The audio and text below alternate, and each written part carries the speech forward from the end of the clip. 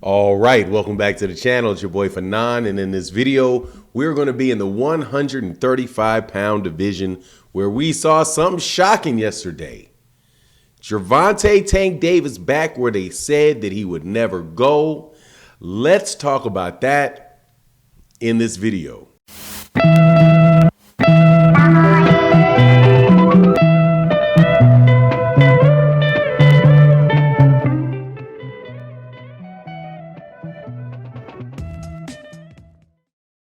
All right, welcome back to the channel. It's your boy Fanon, and in this video, we're going to be in the 135-pound division where we're going to talk about a couple things.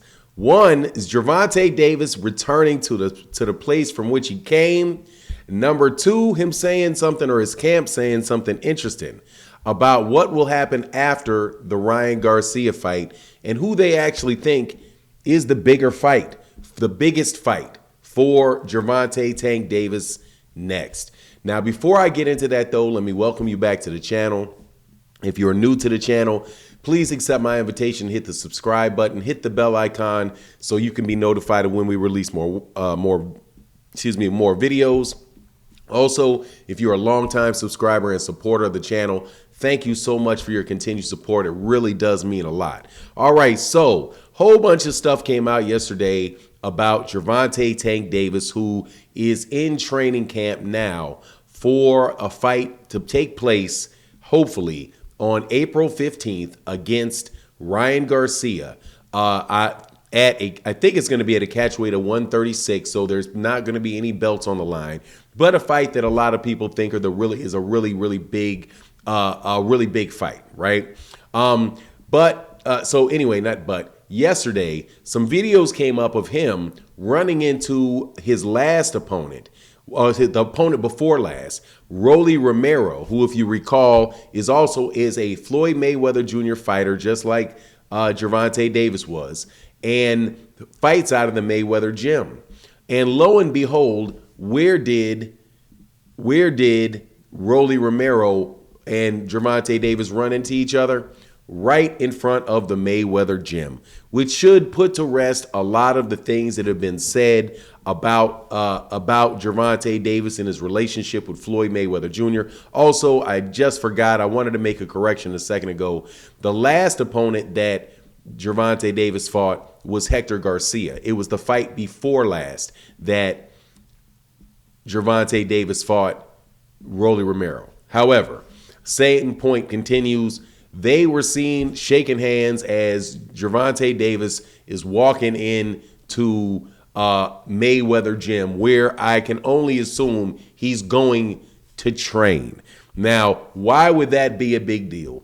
Because of all of the stuff that was going around maybe about a month ago, 2 months ago, about how Floyd Mayweather Jr.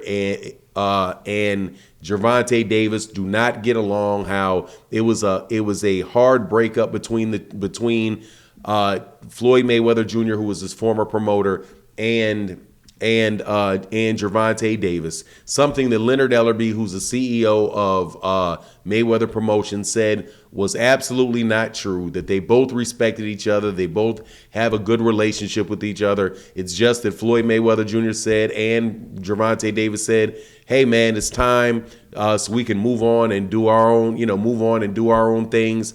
Gervonta Davis has been a part of enough pay-per-view shows now where he and his team know what they want to accomplish, and they decided to take the lead on their career. So it doesn't seem like there's much animosity there. Otherwise, why would Gervonta Davis be training at Mayweather gym? Now, another thing that I thought was interesting, though, and this is me poking the bear. I'm not gonna lie, I'm poking the bear on this one, but I don't care. Was listening to the Rise podcast. Shout out to the Rise podcast out of Upton Gym, where Coach Calvin Ford, and Coach Kenny, who are both trainers for Gervonta Davis, were on the show. At least I believe Coach Kenny was on there. I know for sure it was Coach Calvin Ford. Also Squeeze and my guy Coach Squeeze, Smoothie King, and Senior were all on the show.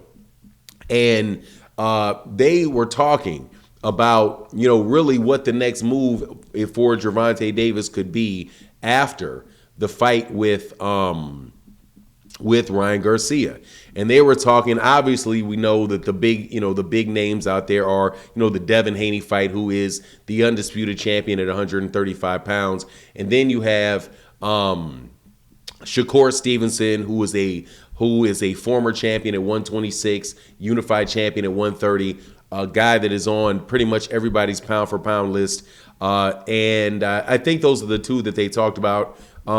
And said, the interesting thing is, if they were, and I don't want to get people all up in the tizzy saying they don't want to fight Devin, because I did not hear them say that.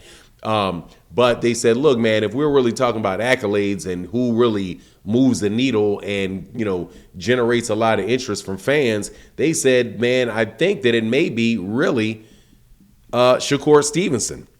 May be ahead of Devin Haney in that regard. Right now, I'm not saying that they're saying that they don't want to fight Devin Haney, they want to fight Shakur Stevenson.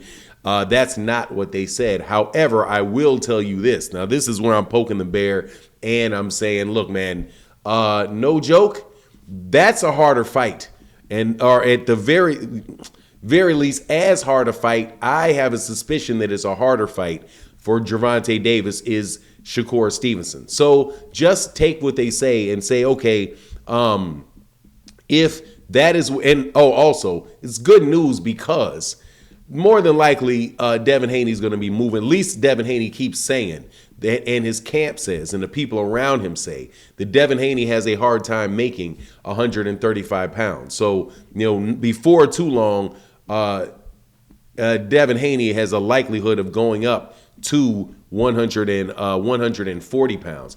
Also, he has a fight that is scheduled with Vasily Lomachenko that is really no easy task. Now, I favor Devin Haney to beat Vasily Lomachenko, but it's not an easy task. That unlike a lot of people who just act like Lomachenko is just a complete hype job. I never said that man is a complete hype job. I just said that they were exaggerating how good he was by saying this dude is better than anybody we've seen since a very young Muhammad Ali.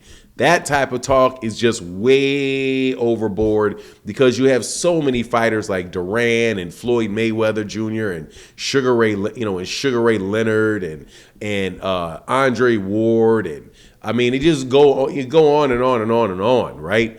Bernard Hopkins, Tito Trinidad, Salvador Sanchez, Julio Cesar Chavez Sr., all kind of fighters. So I just always thought that they were overdoing it with that. But as far as him being, for the fighters that are fighting right now, a very solid fighter and a very, very difficult fighter to beat, he is. And people point to the Jermaine Ortiz fight. And I say, I kind of agree with Jermaine. I mean, I'm listening to what Vasily's saying, which is like, look, man, that was my sparring partner. We sparred, we prepared to each other. He's a good fighter. He's been in the ring a lot with me, so he knew what to expect with me. I knew what to expect with him, so I knew it was going to be a difficult fight. That's not going to be the same thing with Devin Haney, where Devin Haney has not been in the ring as much with Lomachenko as Jermaine Ortiz has. And also, I think Jermaine Ortiz also is a very underrated fighter. But regardless, if Gervonta Davis decided to take the Shakur Stevenson fight, I don't think there's a lot of people that could say too much about that. And if for some reason Devin moves up, Shakur is probably going to get his hands on a belt. Now, will the fight take place? I'm still real hesitant on any of that because of Bob Arum.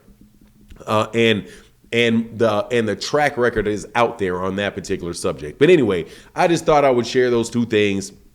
One is this Gervonta Davis, Floyd Mayweather deal, and we can kind of squash he's sabotaging Gervonta Davis's career and not wanting Gervonta Davis to get fights done and all of that stuff, and that they're in some type of bad situation between the two. If that was the case, why would he be in his gym? You know what I mean? And also, we'll see what happens with Gervonta if and when he gets past the Ryan Garcia fight. Anyway, that's my take on the matter. You let me know what you think in the comment section. And with that, I'm out. Peace.